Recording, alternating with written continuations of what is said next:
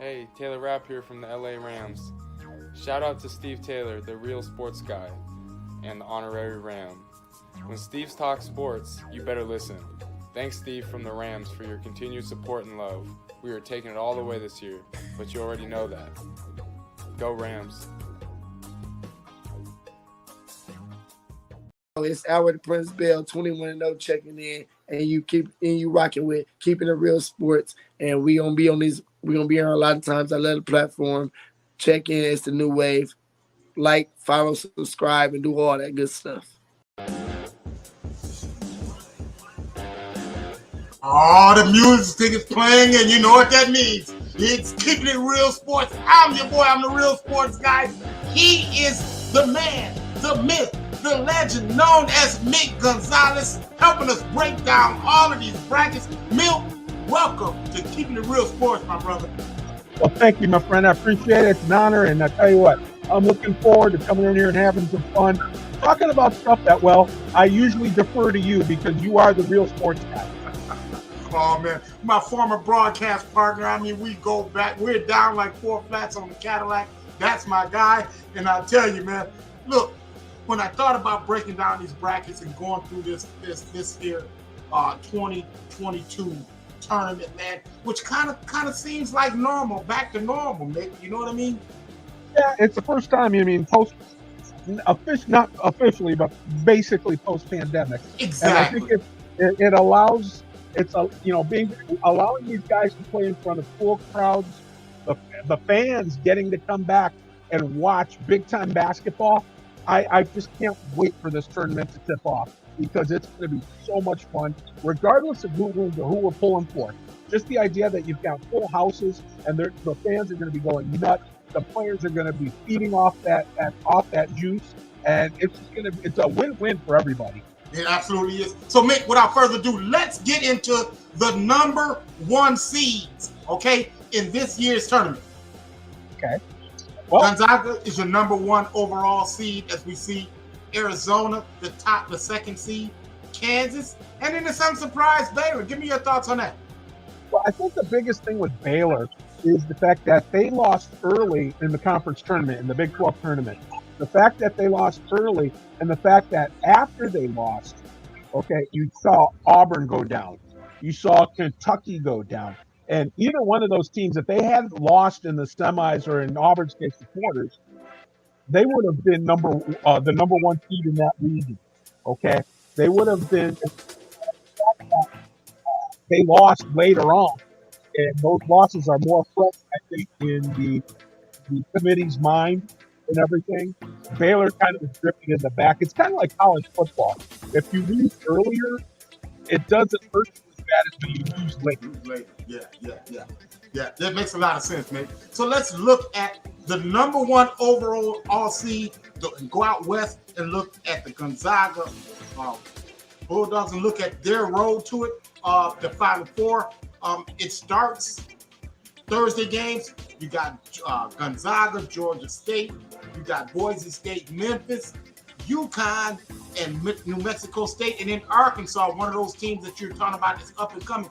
Man, is there any potential roadblocks that you see for Gonzaga? Not till probably the Elite Eight or Final Four, but until then, no. Obviously, Georgia State. Basically, I think it's going to be a practice for Gonzaga.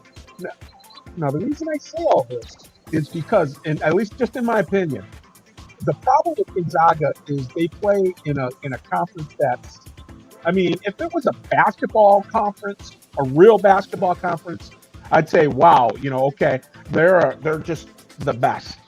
But my problem with it is the fact that they play in a league that, I mean, the top teams are St. Mary's and San Francisco. Yeah. Have you seen St. Mary's? They are physical. They are good. No question. I agree with you. The only thing, like I said, it's like, I don't think anyone's going to be, they're not going to usurp the SEC in terms of having a number of really good basketball teams. But we'll get into those guys in the Big Ten, all that stuff later.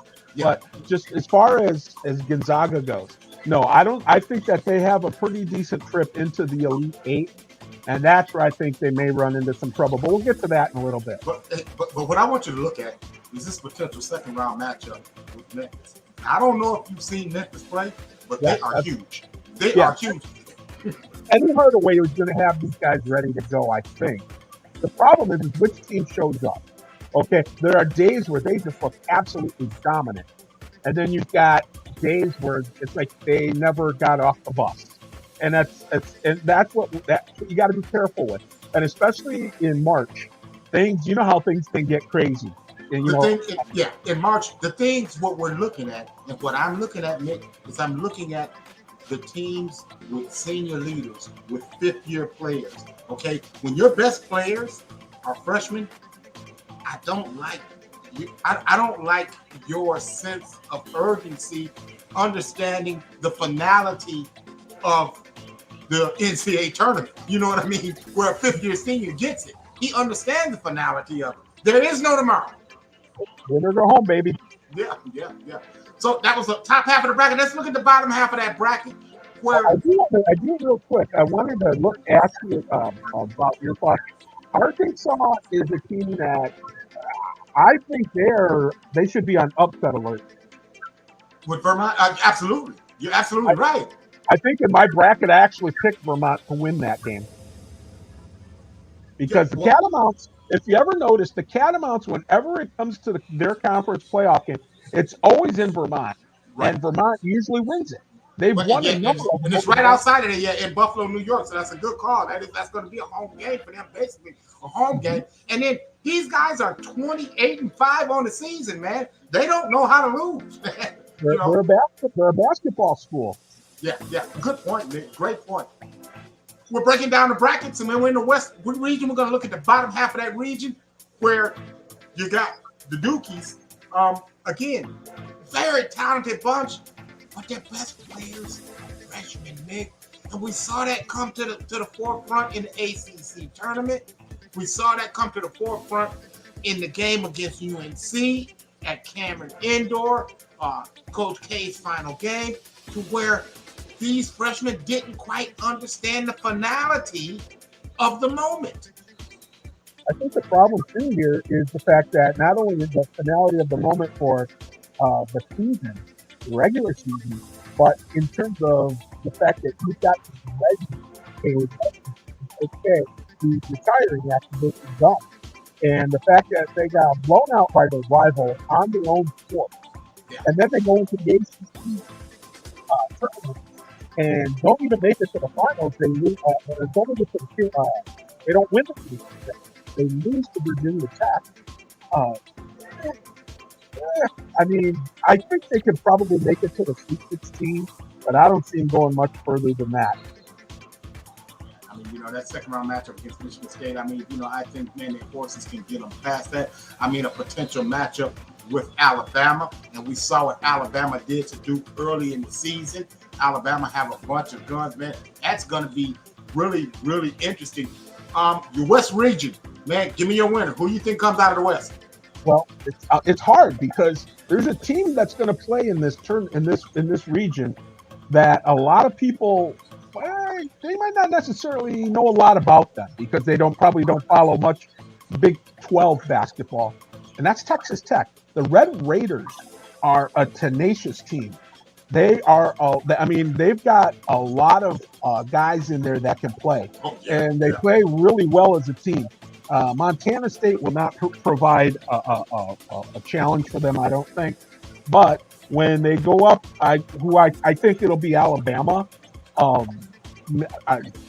We'll see, but Texas Tech is a team that Texas Tech Alabama is going to be a great matchup, man.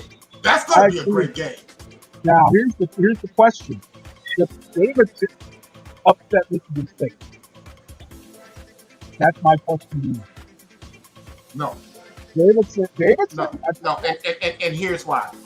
I have two reasons why. Coach Izzo. I'm cool with Coach Izzo. My problem is those players. I'm not saying he's lost the locker room, but they've tuned him out at times, and it shows in the way that they played Well, this season.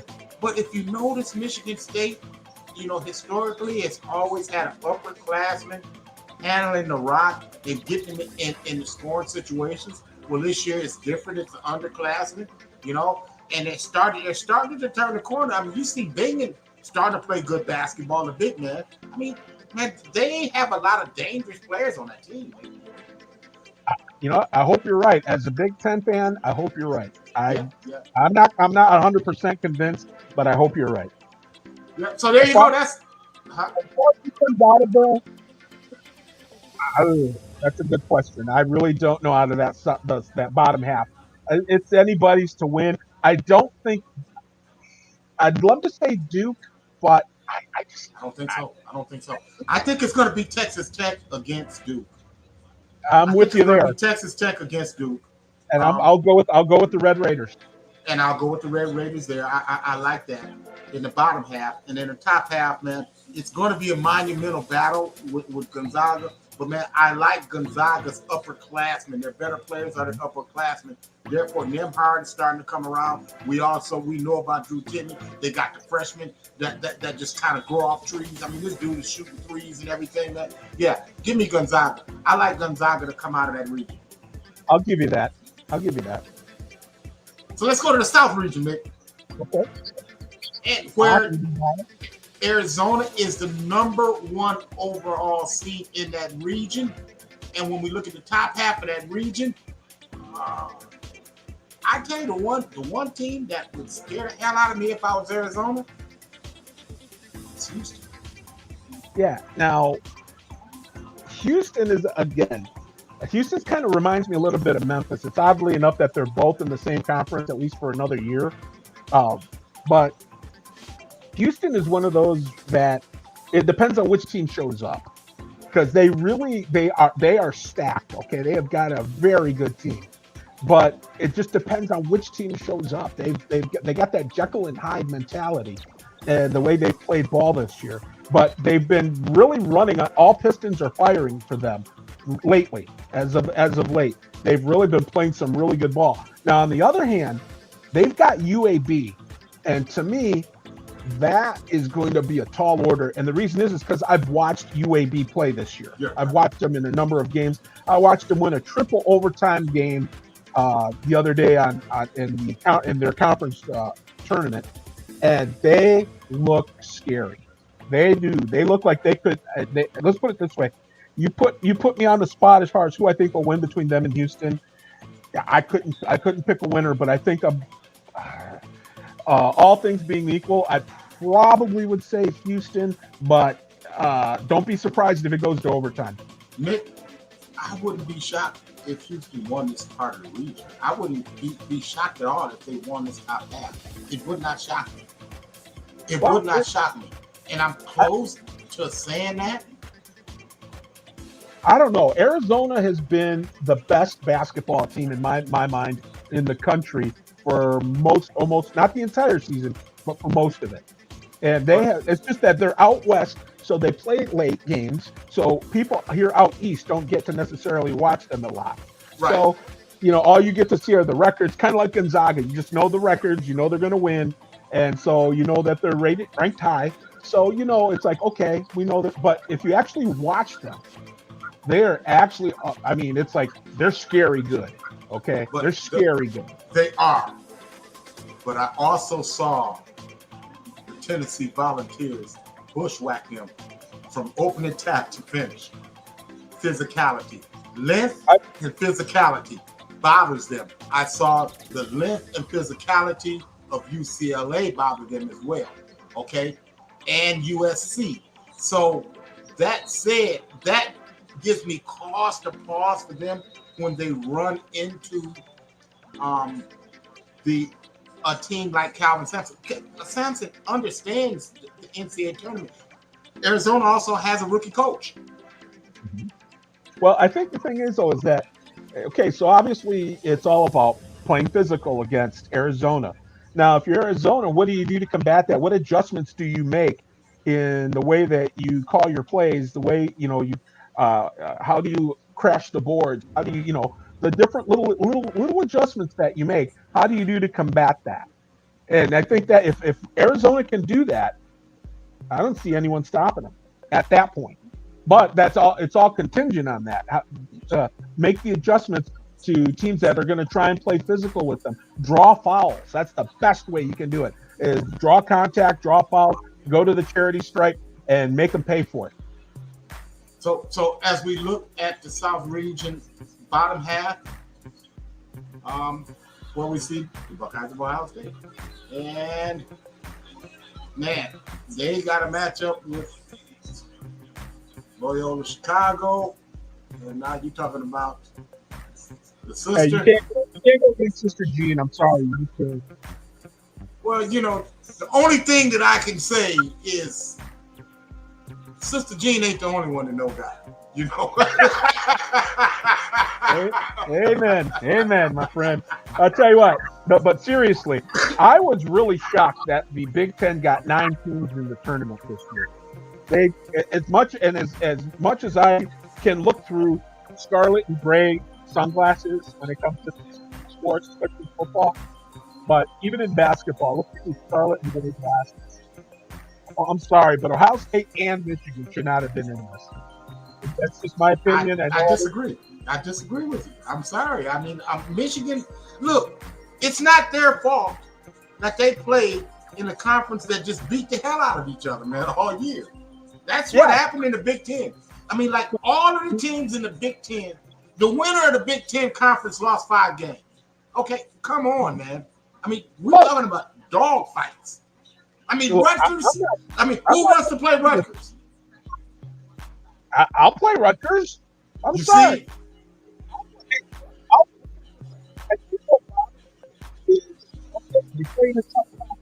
One of the top 2 conferences. That's the Big 12 in my mind are the 2 best, and the SEC is starting to get up. But here's my problem: is that you're wanting, even though it's a tough conference, if you want to be considered a favorite, or if you really want to be considered a basketball powerhouse, you gotta win. Okay, gotta win. Even if you've got 5 losses as a champion of the Big Ten, you've gotta win. Okay, here's the problem. Because there's such a limited field of 68 to 64, the problem for me is that you're rewarding, and I know you're not going to like this, but you're rewarding mediocre teams that struggle to win. I'll put it that way. Teams that struggle to win with a spot in the tournament when you've got mid-majors who got teams that are strong, that are really good, who they might finish 1-2 in the conference, but only the conference champion gets to go. And too bad for the team that finishes in second. They had a great year. That may have even had a better record than a Michigan or Ohio State, but they have to sit on the sidelines, or maybe if they're lucky, get to the NIT because of the name recognition, the name brand recognition of the schools that had subpar years. That's where I have a problem with this. Well, Mick, I do a segment on the show called the BDI, and it's called my Ball Dome Index. That's where I take all 4 of my eyes and I look at a team, and I'm like, yeah, that's real. Okay, I don't care about records. I don't care about what they say. I don't care about that. But when I put on my BDI and I look at the Buckeyes, they're one of the top 30 teams in this country. I mean, you can go to any mid-major school and I get what you're saying. Your second and third place team that's got 25 and 26 wins, okay, and you put them out there against LSU and they get beat by 15. Because that's what my BDI tells me. See, here's a problem for me. I'm looking at sports that also not only basketball that aren't like football factors or don't have any other sports that are sports like Villanova. Okay, I've got Villanova going all the way. Yeah, I think they're going to come out of this region too. I like it because everybody's on Arizona, and you know what happens, man, when you pick chalk. You know it happens every year, man. It happens every year. And it's something about, man, that rookie coach, man. I mean, I get it, man. He come in with the same Gonzaga system. I get all of that. I get that. He inherited a hell of a team. Hell, it's Arizona, for crying out loud. You know, it's a brand. You know, it's a blue blood. You know, they're becoming that. Yeah. It's like I said though. You know, it's just that I want to see. I like seeing schools that are not necessarily blue bloods or you know just part of a power conference. That I like Providence. I'd love to see Rhode Island come back. Yeah, but see, the problem I got with Providence is they go out and they get housed by Creighton.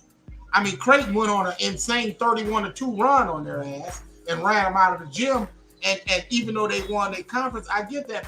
But it's like, dude, I'm pumping my brakes on them now, man. You know, it's like, and I've been the guy pumping them up. But it's like when you get run out 31-2, man, dude, I'm sorry, man. If you can't find a bucket somewhere in there, something wrong, man. Gotta fill up the cup. No. Let's get into the Midwest Conference, man, where Kansas is our number 1 overall seed. Kansas, man, they got a lot of talent.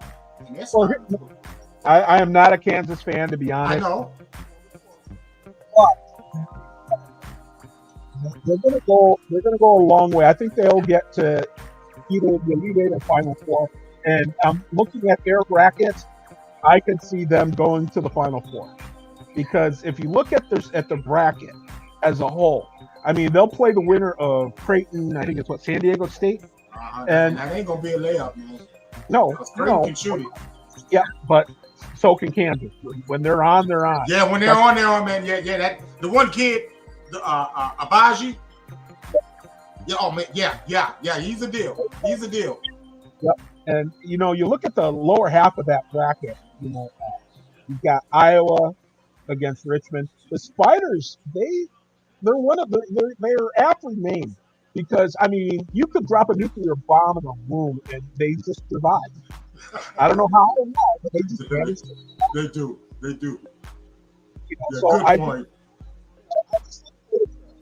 This is going to be fun. Providence, I think, is out and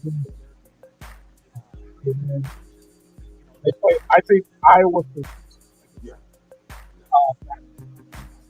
Iowa's one of those that they're going to screw up the bracket. That's what they're doing. You know, they'll win when you expect it to win, and then blow it when you expect it. Exactly. But I mean, Keegan Murray is the deal, man. I mean, you can say what you want. Keegan Murray is the deal. You know, and they are the Big Ten champions. I do like Kansas to come out of that top half of that bracket. I really like Kansas. Yep, I agree. Looking at the bottom half of that bracket, man, the team that I talked about, LSU, very, very talented bunch, man. I just don't like how they let their coach go, man, mid-season. If you knew you were going to fire him, you could have let him go weeks ago, man. You don't wait until the damn season was over, wouldn't let him go. I don't like the way that went down.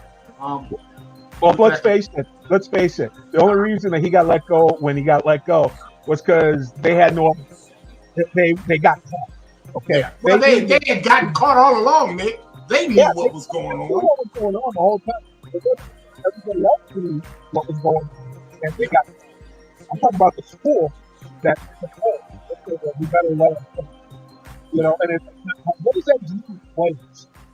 Exactly. Great point. To the kids. Damn that. What about the kids? You know? Yeah. It's like, are you going to we're going to galvanize around this and become, us against the No. Sorry. It isn't going to happen. Right. Yeah. It's got a problem. It's like their intern is not going to help them. Right. Amen. You're preaching to the choir. He'll get his punishment, and then when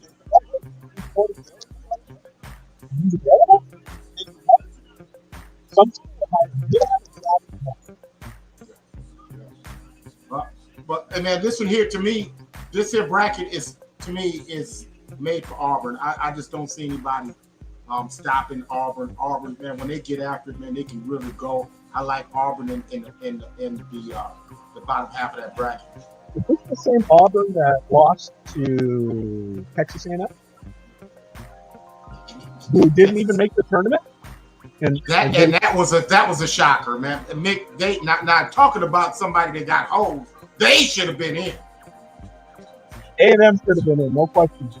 Yeah. Instead, they got A&M Cultural whatever college that it got the play did, and So- A&M. So we got Kansas winning that half of the bracket. We got Auburn winning that. That sets up Auburn and Kansas. Who you like? Kansas, in a nutshell. If Auburn makes it, Kansas. Kansas knows how to turn it on when they're down. They know how to turn it on and go because they've done it for so many years. They've just been able to. They know there's a place they can go to fire it up and get back into the game when they're down. Auburn will get there, and as much as I'm not a Bruce Pearl fan, of course that's that Wildcat, but as much as he knows how to get Auburn, they face really hard. They're not to that point where they can go to another gear and get their team. That's why I think he's. Well, Kansas hit that gear when they played your Wildcats. They hit that gear in the season, and they ain't looked back since. Yep, that was their wake up call when they got drubbed by Kentucky at Allen Fieldhouse because they've got I think under Bill Self's era. Correct me if I'm wrong, but under Bill Self over the years and years, the losses that they've had at Allen Fieldhouse in a regular season, I think I know it's less than 20. I believe it's like about 15 or 16. It's not a lot, man. It's not a lot. They don't lose there, man. Yeah. So let's go into the East region where Baylor is our number 1 seed, our top seed. And this here region has all of the minefields. Yes. I mean, all of the heavyweights are there. I'm going to tell you this, Mick. Tonight, I like Indiana to win its way into the tournament as a 12 seed. And then I like Indiana to go on and beat St. Mary's on Thursday. Cool. This is gonna, as you said, minefield. Yes, there are going to be a lot of interesting things here. Baylor number 1, and we talked about it at the outset of all of this, is the fact that the reason I think they basically got number 1 by a third. The fact that Auburn lost, Kansas lost, Duke lost. I'm sorry, not Kansas, but Kentucky. Auburn lost, Kentucky lost, and Duke lost. And they couldn't get all the way up into the. Well, that and their body of work through the season, man. And don't forget the fact they're defending national champions. Well, that didn't hurt either. Yeah, that helped. Yeah, but their body of work. But the problem with that is the bodies that did in that work are not on the court there now, man.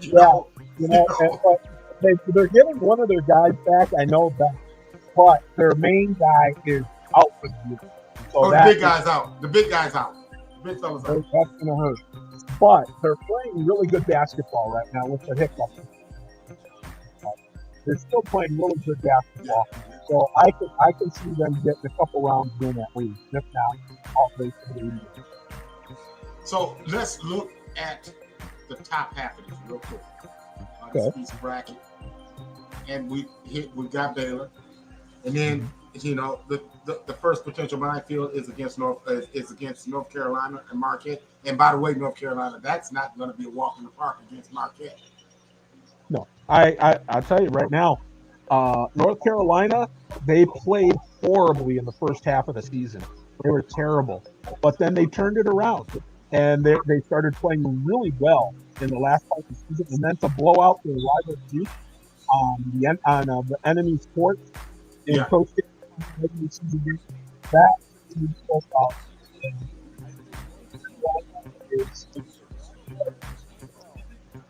I still think Marquette. I still think Yeah. I think it explodes them. Yeah, I mean, it's hard to argue that, man. I mean, just look at the minefield. You got UCLA, a second round matchup potentially with Indiana. That's going to be a dogfight. Yeah, UCLA is the team that perplexes me. I loved what's his name, Johnny Juzang. Johnny That, Juzang. that kid can play. I like him. He spent his freshman year at Kentucky and then decided he wanted to be back at home. He wanted to go home. And so he transferred over to UCLA. And he's been playing really well. At Kentucky, he wasn't the guy. And at UCLA, well, you know, and he's one of the guys, because I tell you what, the guy that sets it all up, that sets the table, is Tiger Campbell. The Tiger man is so, I mean, they're a very dangerous group, man. It's just something about them, Mick. I don't know. It's just something that, you know what I mean? Not just nothing. I can't put my hand on it. You're afraid to invest your emotions into them as a team. Yes, very, very well put. But again, and that's the thing with UCLA. You can count on them to get some wins, but when you need the clutch win at the time of year, they disappear. Yeah, you can't bank on it. You can't bank. Yeah, you got ballers and you got bailers. They become bailers at that time. That's B-A-I-L-E-R. Yeah, bailers. Yeah. So man, I mean, man, it's just so many pitfalls in this region. Baylor, you got North Carolina potentially, you got Marquette that can win it, you got St. Mary's that can potentially win it, you got Indiana that could win it, you got UCLA that can come out of it. Man, who you like in this here top half, man, of this region? I got to be honest now. I think it's got to be Baylor. I can't go against the champs until they get knocked off. They've got, like I said, they've got a strong body of work, and they've discovered they've got other pieces to the puzzle now that have had to step up. Because I mean, with the turnover they had from last season, you would think that okay, they're going to have to rebuild. No. Baylor is slowly becoming. Scott Drew is a blue blood coach. Yeah. Okay. He just needs to get a blue blood team for them to become because a blue blood is someone who's in the tournament routinely, consistently, and regardless of where they are in the rankings, okay, or the seedings, they're constantly there, and that's Baylor's becoming that. If you look over the last decade, they are. So I take Baylor. So we're looking at the bottom half of this region where your Kentucky Wildcats sit. A lot of pitfalls again, man. The landmines that arise. You got Purdue sitting there with the big fella. That's a factor. You got Texas, who's got a bunch of height and a bunch of leapers that can get after it. Virginia Tech, winners of the ACC. Man, no one's talking about Murray State. They've only won 30 games, for crying out loud. Dude, remember we talked about basketball schools that aren't big factories, but they're basketball schools? Murray State's one of them. Yeah. But you remember I was the guy 4 years ago that was screaming, y'all don't know about Ja. You remember I kept screaming that? If you remember, you and me both, we both were like, it was like kind of like John Morant? Yeah, John Morant. Yeah, exactly. We both brought that up on the same show that we were doing. And it was like, this kid can fly.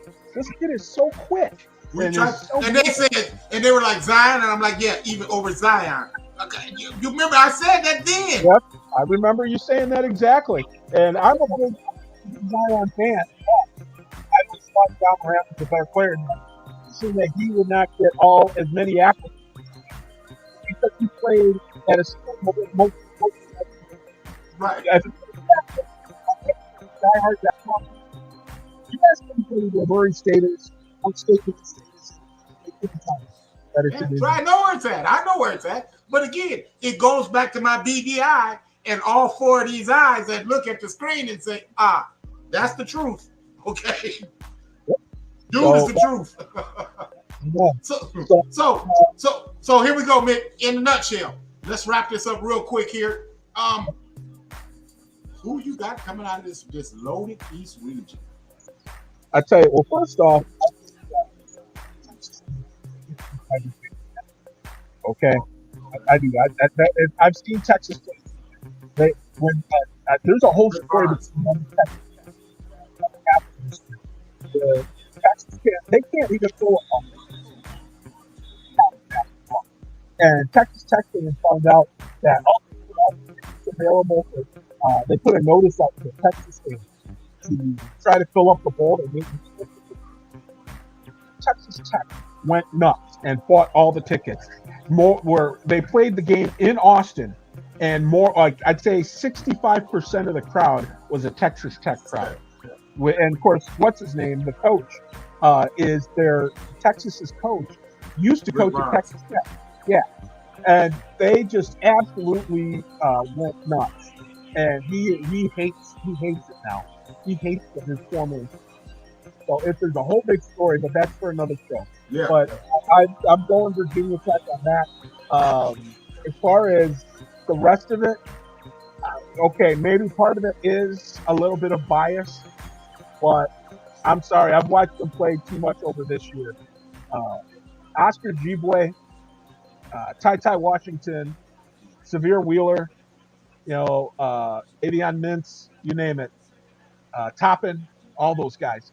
Kentucky, when they're on, the problem with them is sometimes they forget to show up. They're like Memphis. When they're on, they're dominant, and nobody beats them. See, when they're not on, the thing about them, what Coach Cal is doing with them, is starting to dial them back now. Because look, quit looking at down the road, quit looking at who we could potentially play. Worry about St. Pete. Just be better than St. Pete. And then when we get to the next one, don't worry about down the road. Don't worry about who we could potentially play. Just worry about this guy right here. And if they do that, I think they can come out of that region, man. I'm picking them too, because they're a team that, like I said, when they're healthy, they've got Severe Wheeler's back. He's healthy. He's now back, and so now they'll be able to fire at him. And I think it's Toppin that got the broken one. That's the only reason it's that. Okay, what do you call it? Speedway fine. Man, that dude, man, is a beast, man. Dude's a beast. Oh, that guy is a beast. Saw him play in person. I saw him play in person. Okay, grown man. When he ran out on the court, I'm like, oh, we don't have any of those. Yep, and somewhere Bob Huggins is probably punching himself, wondering how did I I saw him play Ohio State. Yep. It's like when Huggins let him go. It's just like I think everyone's kind of like, okay, he's going to Kentucky, all right, and no one, I guarantee, no one expected him to do what he did, and he's a great story. But yeah, I picked Kentucky to go come out of this region. Yeah, good pick. Nick, all of your picks are good, man. I appreciate you coming in, man. Man, this is great, man. This has been fun. The honor's mine, and hey, make sure you tell the Sandman I said hi. I would definitely do that. Hey, make sure you tune in tomorrow, 7:00. I'll be on air live. I'll be doing the NFL football frenzy, free agent frenzy. I'll be doing a 15-minute update, giving you all of the updates, man. I've been working at that, producing that. But all of that's coming up. We got so much coming up for you, man. It's been Keeping It Real Sports. He's Mick Gonzalez. I'm the Real Sports Guy. Hey, and like we always say, until next time, we wish you love and peace. Deuces.